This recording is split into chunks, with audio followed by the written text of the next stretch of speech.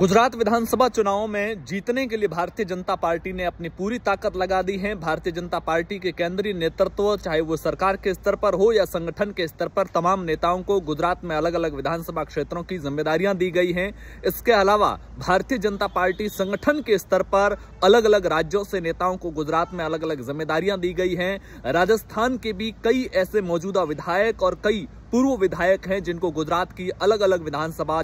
क्षेत्रों के अंदर चुनावों को जिताने की, संगठन को मैनेज करने की, ऑब्जर्वर के तौर पर अलग अलग भूमिकाओं में गुजरात के अंदर काम दिया गया है, ताकि भारतीय जनता पार्टी हर हाल में गुजरात का चुनाव जीत सके। गुजरात भारतीय जनता पार्टी के लिए इसलिए भी महत्वपूर्ण है क्योंकि प्रधानमंत्री नरेंद्र मोदी से लेकर के केंद्रीय गृह मंत्री अमित शाह के लिए ये साख का सवाल है, और साथ ही साथ जेपी नड्डा के अध्यक्ष बनने के बाद में भी ये चुनाव काफी अहम माने जा रहे हैं। लेकिन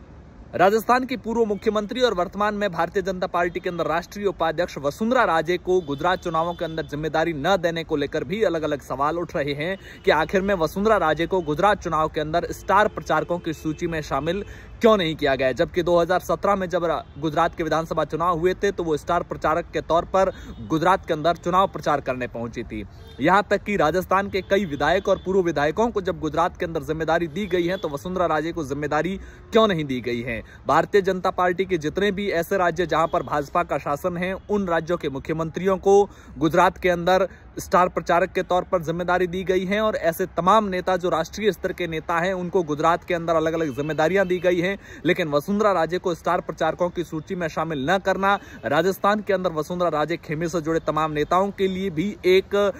सवाल के तौर पर है, एक ऐसे सवाल के तौर पर है जिसको सुलझाने में राजस्थान भाजपा के अलग अलग गुट पिछले कई सालों से लगे हुए हैं। अब राजस्थान के अंदर विधानसभा चुनाव में मात्र 1 साल का समय बचा है। ऐसे में